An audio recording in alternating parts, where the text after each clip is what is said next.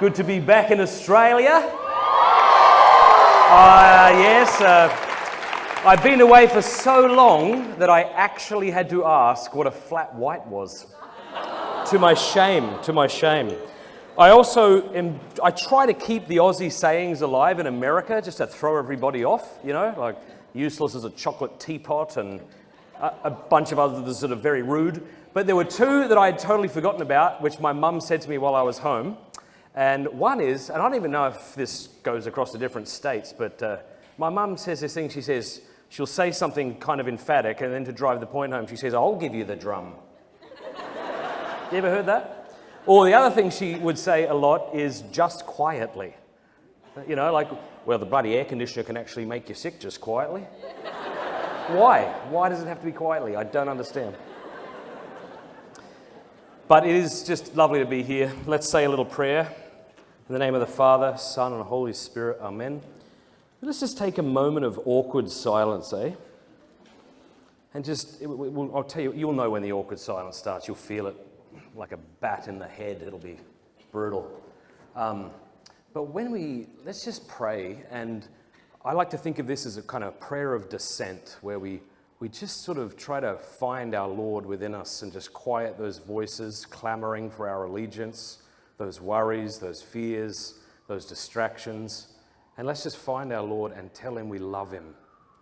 And what I want to do is take a full minute to do that. And you can all realize just how ADD you are at the end of that minute.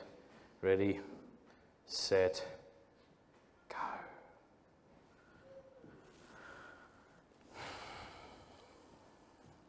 Praise you, Jesus. Praise you, Jesus.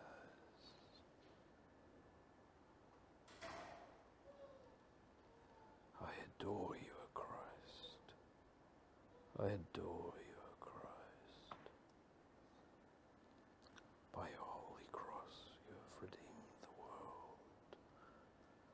By your holy cross, you have redeemed the world. We worship you, Jesus.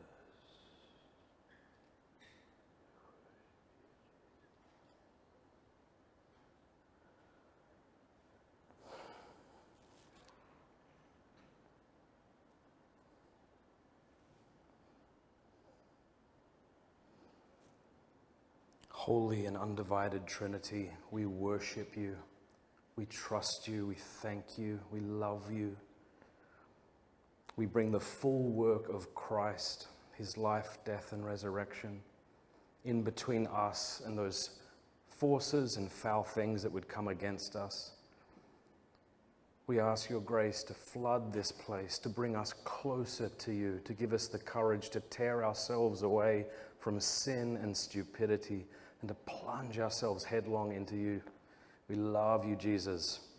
Cardinal Pell, pray for us. Amen. Father, Son, Holy Spirit. So I live in America, and people say, why? And I say, because I met a woman better looking than my country. No offense. I know it's a high bar, but she's super cool. I like her a lot. And we met in Ireland. And we were serving with Net Ministries. All right, I was expecting it. And there was 12 of us. We got into a van and we drove all the way up to Donegal. And we were about to run our first retreat. And when you're on net and you've got to go into these high schools and these teenagers do not want to be there. And so you have to very awkwardly go, "G'day, guys."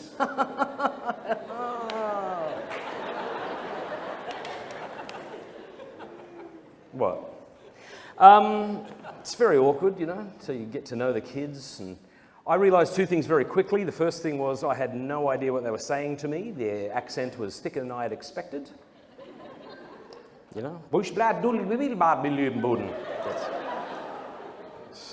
what it sounded like to me. And I said, "What?" And they said that same thing again. And I went, "But no, seriously, what?"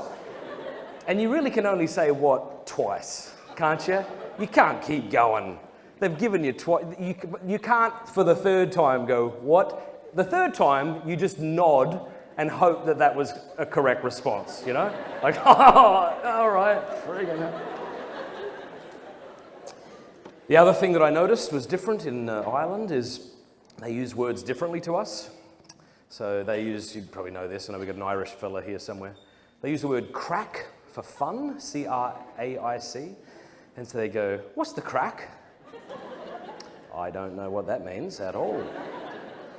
So anyway, my wife is, well, she wasn't my wife at the time, but I was working on it. She's chatting with these girls, and one of them says to her, this is a true story, is there going to be any crack on the retreat today? Good, you see where this is going. I mean, she knew they couldn't have been serious about wanting cocaine on the retreat, but she played along. She was like, no crack on the retreat today. And the girl said, you guys seem like you're full of crack. I mean, fair enough. Hey guys, you excited about the retreat? Yeah, I guess I've never met anyone full of crack, but that seems to gel. And my wife said, no, I know we might seem like we're full of crack, but what you are witnessing is just the joy of Jesus, you know? So, say no to drugs. And a girl piped back. She went, no, crack is fun. No, it's not. That's actually how it went. That's what happened. That's what my wife said. Might seem like fun now. Later on, it'll get you, you know? It's Irish for fun. It's not fun anywhere. That was a good start. And then I got to marry her. It was great. Not right away, but she married up, honestly, if we're honest. But she's fine. She's not. That's not a knock on her. I'm just terrific. No, that's... I keep making that joke thinking one day it'll land, and it never does. I just look like a kind of... Yeah. I'll stop. All right, I'm blind. I need glasses. By the way, how good is Jason Everett?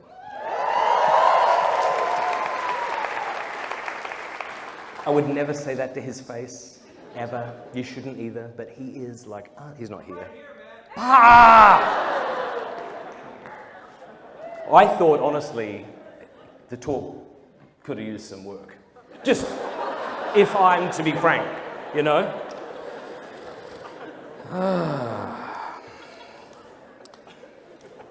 Right, here we go. You guys heard of Matthew Kelly? Apparently he's like very inspiring and stuff and motivates people. I'm here to make you feel crap. Yeah, laugh now, you Catholics. All right. 17th century French philosopher Blaise Pascal once said that there are 3 types of people in the world. There are those who seek the truth about God and have found him. These, he says, are wise because they knew to seek and happy because they have found. Then in the second category are those who are seeking the truth about God but have not yet found it. These, he says, are wise because they know at least to seek but not yet happy because they have not yet found. The third group, he says, are those who neither seek nor find. And regarding this class of people, he says, I have no words to describe so pitiful a creature, which was probably all the more biting in the French. But I love it because it is so easy to distract ourselves into oblivion. I think one of the reasons we often just plunge headlong into a myriad of distractions is because we don't like ourselves very much. And distracting ourselves from ourselves is the closest we can get to getting away from ourselves, you know? Like if you go to a party and, you know, you buy the dip, I don't know, I just thought a dip, but that's shit, isn't it? If you're having a beer, there's beer, yeah, you get a beer, and someone comes over and you don't want to talk to them and you're pretty sure they haven't seen you yet, you might do one of these, you know? But it's difficult to do that when you're the one you want to get away from.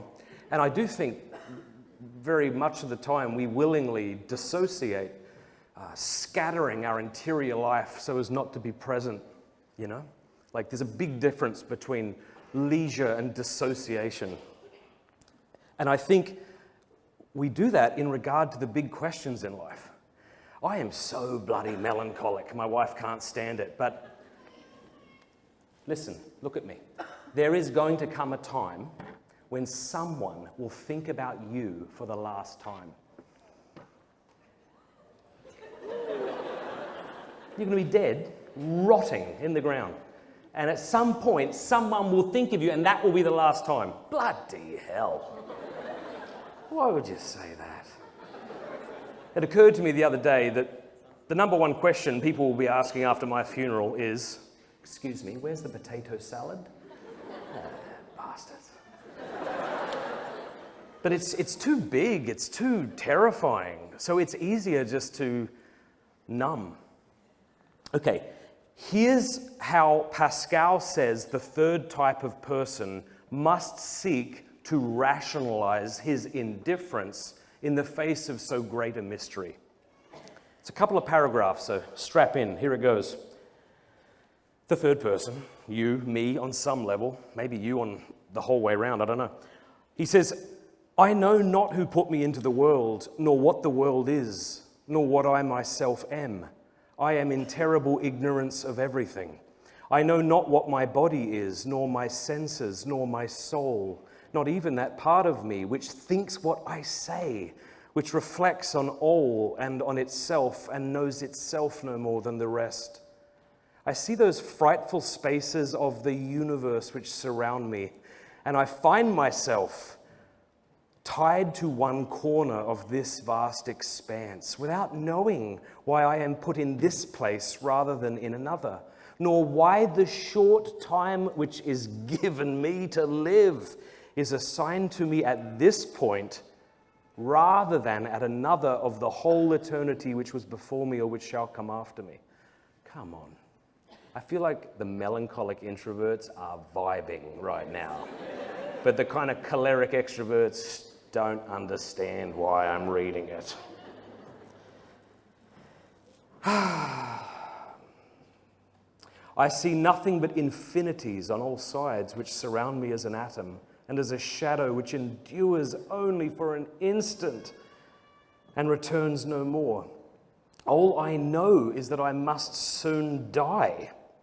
But what I know least is the death that I can't escape.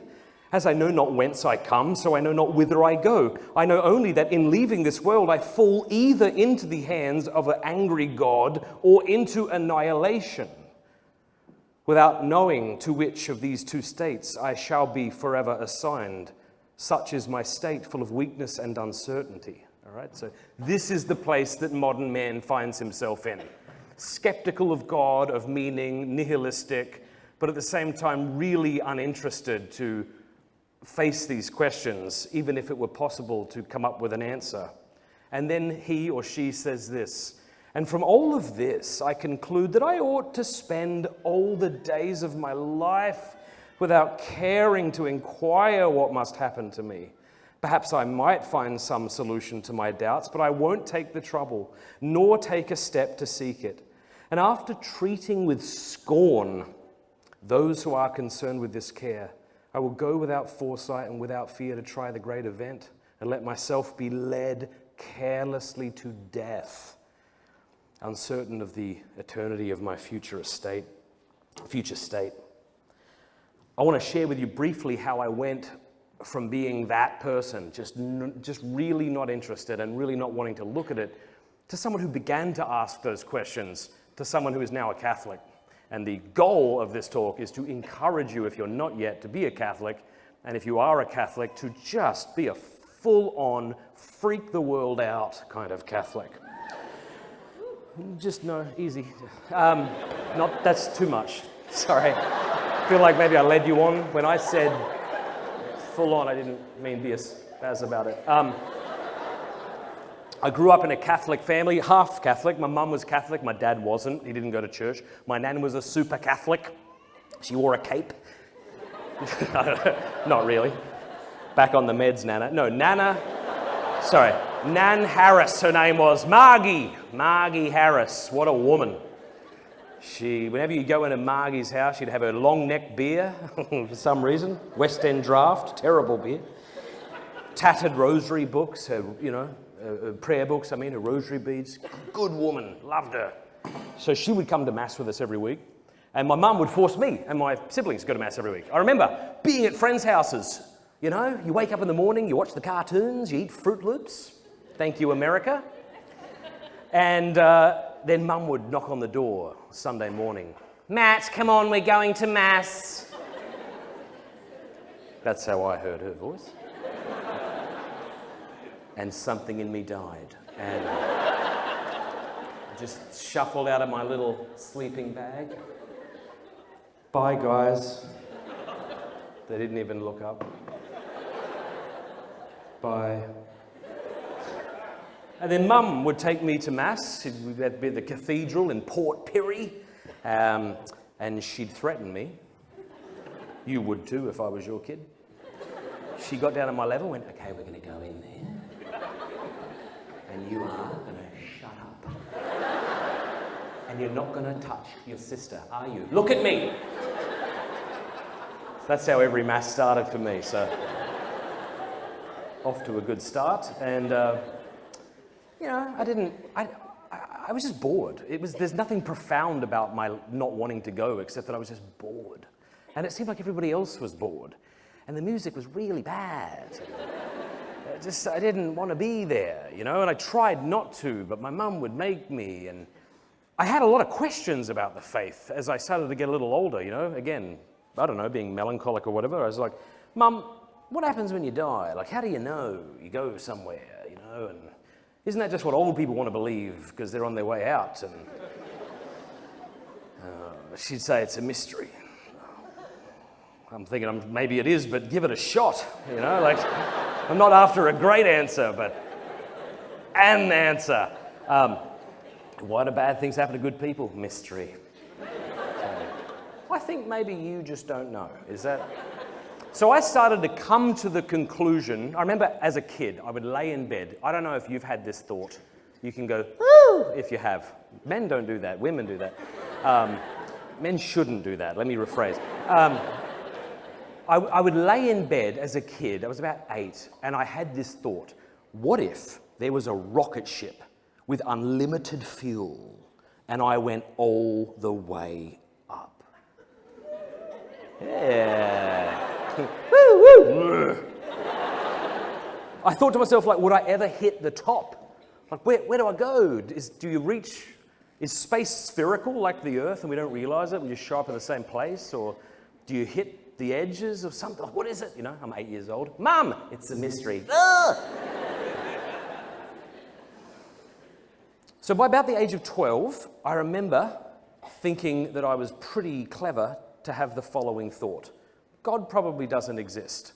This is just a story that humans invented to make life bearable, and there's no good reason to think he exists, so I don't know if he does.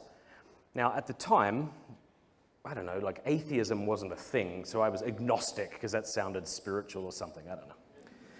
And one day, and some of you know my friend, Carla Bellafemini.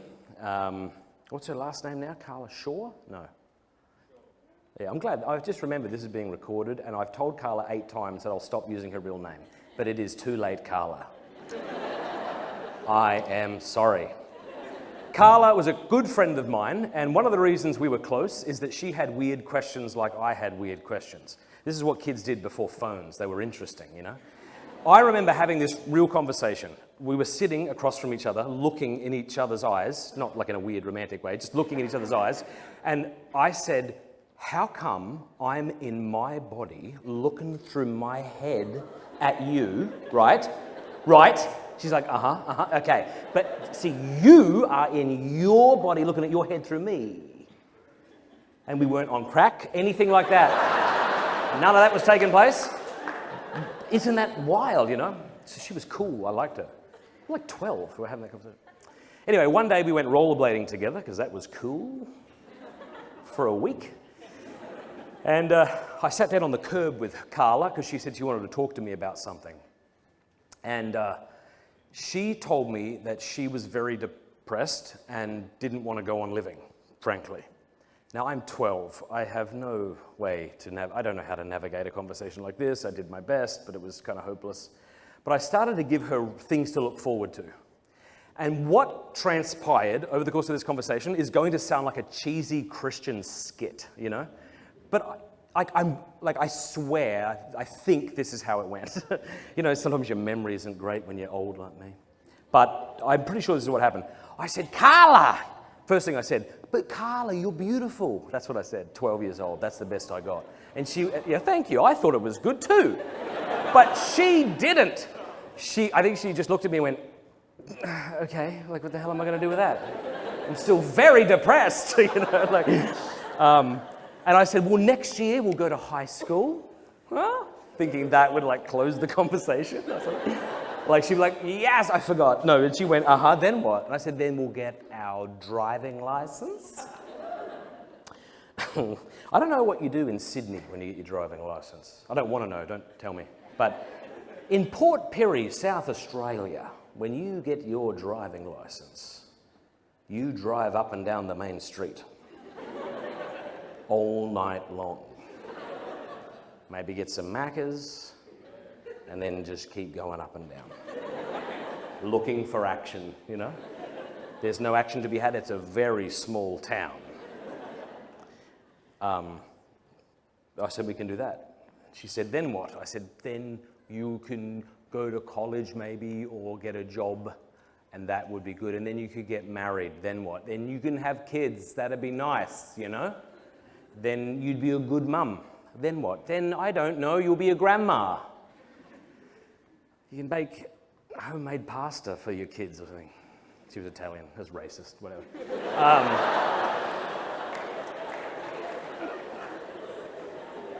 You have kids, you have grandkids. And at one point she said, then what? And I said, and then, you know, like you'll die and stuff. You bastards. Stop it. It's not funny. Then, it's a bit funny. Then you'll die and stuff. And I'm like, actually not stuff, just die. That's what's going to happen. Carla looked at me as if to say, do you see my point? Ooh, I remember that. Because it felt like a crushing blow. She kind of was like, do you see the meaninglessness of life? Like, somebody said, this is the horror of modern man, because he comes from nothing and ends in nothing. He is nothing. And I had no thing to say to Carla. I don't know what I said. I just went home feeling depressed. It's hard to be depressed on rollerblades, but I gave it a shot. Even though I wasn't able to articulate it then, I think I am now. And that is to say this: if God does not exist, then we have, you might say, dogmatic answers to some of the most important questions, all of the most important questions we're all very interested in asking. You know, like even if you are a very uninteresting person, because you've blown your mind out with TikTok and distractions, after the third beer, even you are interesting enough to ask one of these following questions. Here are the questions. Where did I come from? Who am I? Why am I here? How shall I live? And where am I going? If atheism's true, here's the answers. Where did I come from? Again, very different to a Matthew Kelly talk. You've been coughed into existence by a blind cosmic process that didn't have you in mind. Good. Well then, who am I? You are the result of matter plus time plus chance. Right? Well, why am I here? Oh, see, now that's a silly question. Because why has to do with meaning and teleology and the end of things. But if the world is just one big cosmic accident, it follows inescapably that you are too. You're part of that. So if there is no objective meaning to the world, there is no objective meaning to your life. Now, you might come up with all sorts of subjective meanings, like I would like to give talks about Jesus to people or whatever, or like fight abortion or something. And that feels good, and you can take a lot of meaning in these things, but these are really self-imposed things. They aren't actually the meaning of your life. They're things you kind of cling on to, I think, to get through the long days and longer nights. And then if you say, well, how should I live? If atheism's true, I don't know how you get around this. It seems to me that you can act however you wish to act. Now, you might choose to act in a way that's conducive to the flourishing of your tribe or town or community. And if you do that, you might find meaning in that, you might find pleasure in that, and people will clap for you and tell you how good you are, you know. But you might just decide to be a really bad person and exploit people and hurt people, and why, and who's to tell you you shouldn't? And you might say, well, if you do that, we'll hate you. I hate you too, I don't care. Well, society says it's bad, but society is just the kind of aggregate of yous. It's just a clump of you, and you have no authority over me, so nor does society. You can lock me up, I suppose you can do those sorts of things, but that's very different to trying to tell me that something is objectively, what I mean by objectively is like mind independent, right or wrong. And then finally, where am I going? Golly, I know it's funny, I'm going to talk about death again, and someone's going to laugh, and that's okay.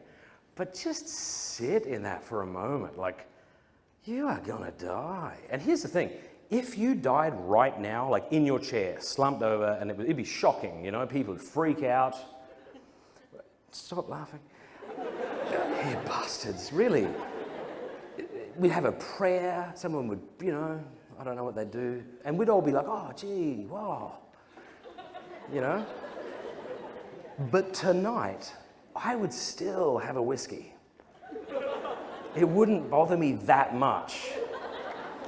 Like, I know Jason more than you. I probably wouldn't have a whiskey if Jason died, but like, I wouldn't care. And this is, sometimes I think about this when people come up to me and they tell me that so-and-so died. In my head, I start a mental timer for when we change the topic. It's like 10 seconds. Like, oh, bloody hell, God rest him. That's terrible. Do you know McCafe in America is no way near as good as the McCafe here? It's just not. And you'd think it would be. You'd think they'd get that right. It's wild, the pitilessness of death. But not only will you die individually, right, and some of you sooner than later, by the look of you. Oh, what? That's the offensive bit? He talked about transgender stuff.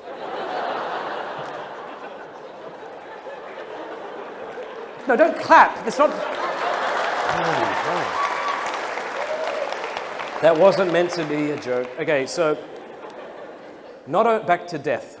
Not only will you die, but collectively as a species, apparently we're going to die. Cosmologists tell us, and what the heck do I know? No more than you, but as the universe continues to expand and use up energy, that eventually the universe as we know it will be ruinous, sort of drifting throughout seemingly infinite space forever. There will be no human race one day, even if we make it to Mars and then some other, eventually there'll be nothing, all right? Look it up, Heat, Death of the Universe, have a deep dive tonight. From that vantage point, if you could ask the question, not that you'd be there, but did any of it matter? It seems like the answer is no, like none of it matters. All of life, all that was done and conquered and suffered, the joys celebrated, is like a spark within infinite blackness that appears and flickers and then dies forever. It's pretty bleak. None of what I just said is meant to be an argument for God. It might be the case that atheism is true, and I think it would follow that things are that bleak. But I didn't have any good reasons to think that atheism was true. I would say things like, stupid things, you know, like you're only Christian because you were raised Christian, which is just such a bad argument, because that cuts both ways, you know what I mean? Like what's a liberal lefty part of Australia? Melbourne? Let's pick on Melbourne. Like, it'd be like if somebody says to you, you're only a Christian because you were raised in a kick-ass Maronite family. And that's why you're a Christian. You can't conclude from that Christianity is false. That would be like saying, well, the only reason you're an atheist is because you were raised in Melbourne on a purely vegan diet and your brain hadn't received the nutrients necessary to develop to such a state that it could consider arguments for God's existence. It's funny, but it's a bad argument, you know? It commits the genetic fallacy. Or what else? I would say things like, I remember actually saying this and thinking it was so cool and brilliant. I said, you should only accept something to be true if science can show it to be true. And then someone inevitably said, can science show that that statement's true? And I went, no. That's a philosophical axiom that I began with, and I'm embarrassed. Anyway, I was 17 years old, and my mum came home from Holy Mass, so I stopped going. And she said, Matt, would you like to go to this thing? It's called World Youth Day. It's in Rome. Yes, you know, yes, I do want to go. And then I was afraid. I was afraid that Rome may be an obscure town in South Australia. You know, population 15. Want to go to Rome? Yeah! Rome sucks, you know. So I was like Rome, like in Italy. Yes, I've given it some thought and yes, I want to go. And she said, first thing she said, I'm not paying all this money for you to go make a bloody idiot of yourself. Now, to be fair, if you had to put money on comes to Jesus or makes a bloody idiot of himself, you would have been with my mum. I was like, no, I'd love to go, you know. And so I started preparing to go to Italy. I was so excited. The Pope was going to be there, yeah, whatever. But 2.5 million young people were coming. And I'm like, that's a lot of ladies. And I've had no luck with these Australian Sheilas, so who knows? So I got ready, and I remember sitting in the back of class in my grade 12, and I said to my mate, I'm not going for Jesus or any of that stuff. I'm just going to have a good time. And so I flew from Adelaide to Sydney, and then at Sydney, I don't know if did anyone go to World Youth Day in Rome? No, all right. Did you say hello to me when you were there? Oh, that's Jason. Did you go? Oh, he didn't say hello. But I showed up in Sydney, and I'm at the airport, and I, for the first time, was surrounded by other Catholic Christians who were young adults, like yourselves, right, who were normal and cool and attractive and believed what the church taught. I didn't understand what that meant. The only Christians I had ever met were like the really happy ones who didn't blink nearly as much as they should have, you know? We actually had an evangelical group called the Assemblies of God. God bless them. I don't mean to knock them, but here we go. They would have a sausage sizzle in the middle. By the way, sausage sizzle means something different in America. Don't say that from a stage in front of 10,000 people. I did that. Sausage sizzle, and they would give away free hot dogs, these Christians. And you knew that it was like it was the cheese on the mouse trap. Yeah, you'd go, g'day mate, there you go. Because you had no money, you know, because you'd spent it all on the friggin' petrol. G'day mate, yeah, just a bloody hot dog please, hoping that you'd make eye contact with them. And they would always bring up Jesus in the weirdest ways. It was just, you know, like, you want some sauce? Yep, sure. You want some onions? You know, no, I was about to make a joke, but it was super lame, but now I've said I'm going to do it. Onions, I'm going to do it. I'm going to go all in on this bad joke. All in. You know, bloody onions, cutting those buggers up, they make you cry, don't they? Kind of like you going to hell. Makes me cry. They never said that, and it's a bad joke, and I won't use it again. But it was always like, hey, you ever accept Jesus as your Lord and Savior? And I'm not joking. I went through a stage for about a year or two where I wasn't sure other people existed. I would go into my room at home, and I'd shut my door, and then I'd quickly open it to see if I could catch the void, not, you know. Said to my friend Gareth once in library, we were at a class at the library, I said, Gareth, I'm afraid that you don't exist. And that when you go home, these are mental issues I'm having, okay? How about practice some non-judgment for a second? I'm afraid that when you go home and I don't see you anymore, you don't exist, and how would I know that you did? And even if I called you and answered, maybe your voice exists, but I can't see you. And he said, no, I do. Yeah. I do exist. And I went, oh, all right. No, I said, no, well, that doesn't help. You might. So when someone says, do you believe in Jesus? I'm like, I don't know if I believe in you. So these were the kind of Christians I had met, okay? But now I'm surrounded by young adults, beautiful people like you who are happy and smiling and, wretched, not perfect, like sinners and falling and getting up and not knowing all the answers to my silly questions. But I had all these questions, like how do you know God exists? And what about other religions? And what about what the church says about this and that? And usually it was all the sexual things. Apparently, whenever it came to sex, for me, it was multiple choice, but every other sin, I was black and white on, I was very down on insider trading. I was very judgmental about racism. But if it had anything to do with sex, I was like, well, who's to say?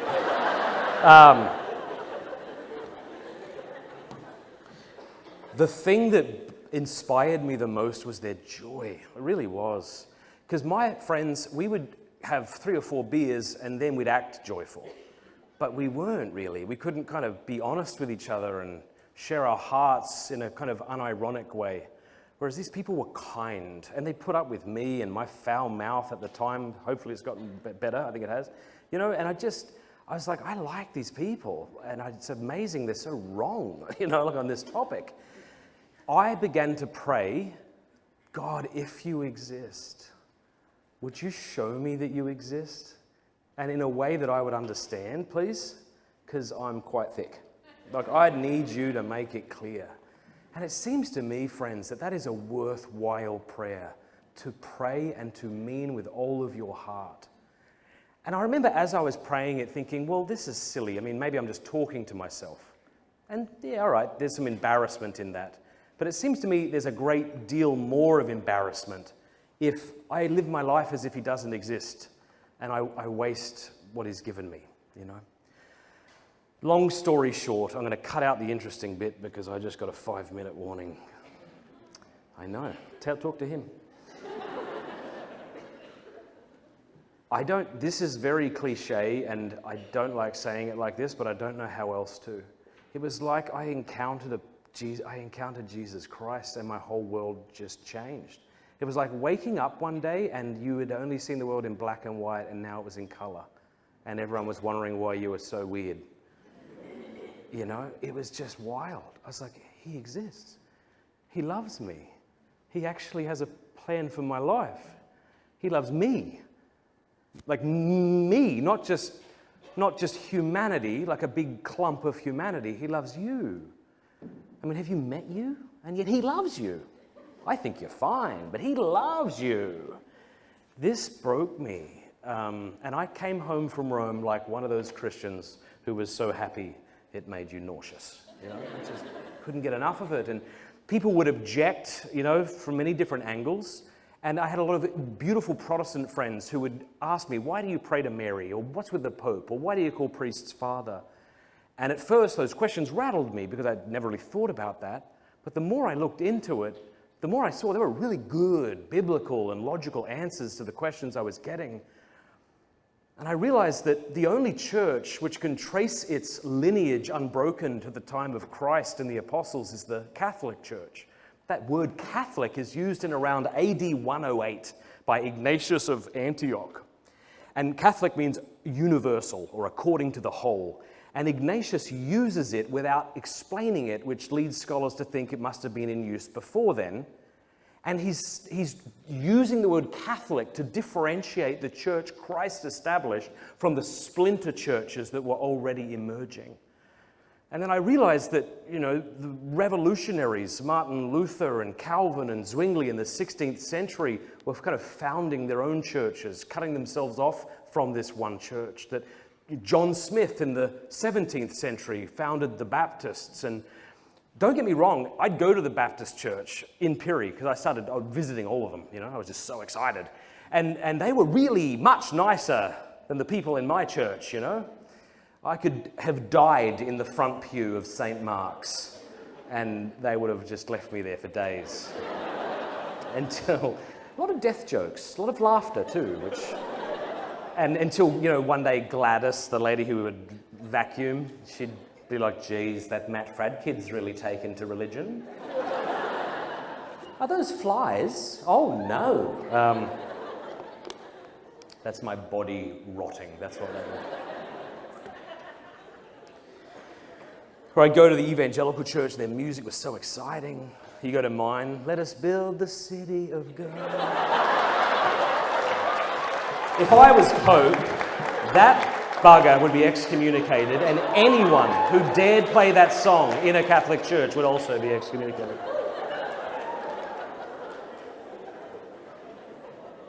All right, let me try to wrap this up and try to be a little serious, because I feel like I've been a little too jovial. It's your fault though, because you were egging me on. Stop it. There's a lot of confusion in the church today. And it bothers me when people talk to me as if I'm insane for seeing the confusion. It makes me angry when people tell me that it's all in my head, or I'm making a mountain out of a molehill when I look at things that are coming out of the Vatican, or certain priests or bishops or other lay Catholic leaders are doing. And I'm like, no, it's a very confusing time. And it seems to me, from where I'm standing, that there are truths that aren't being taught clearly. And there are people going to hell because there are teachings that ought to be taught that aren't, and we're all very confused. So this is what I think the answer is for now, okay?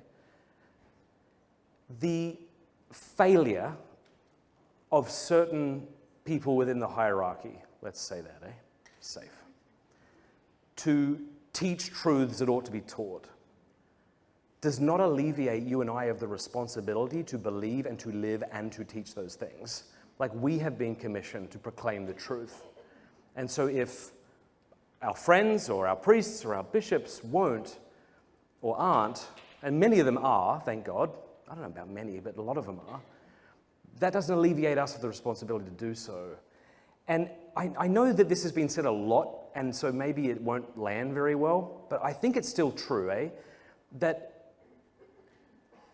there is no perfect church, and if you were to leave the Catholic Church in search of a perfect communion, you wouldn't find one.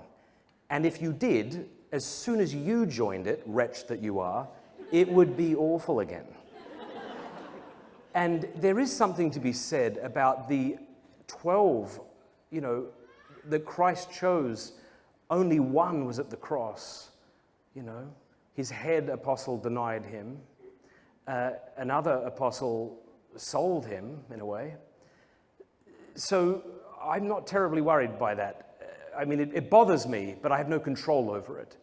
And so what I say instead is, Father, I thank you that you have sent your Son, Jesus Christ, into the world. That he's died so that I can have life in him. I thank you that he's established a church and given that church authority. And I thank you that I can trust that church, regardless of the failures of its members or its teachers. So, wrapping up, I guess I'd say this, because I don't know you or where you're at.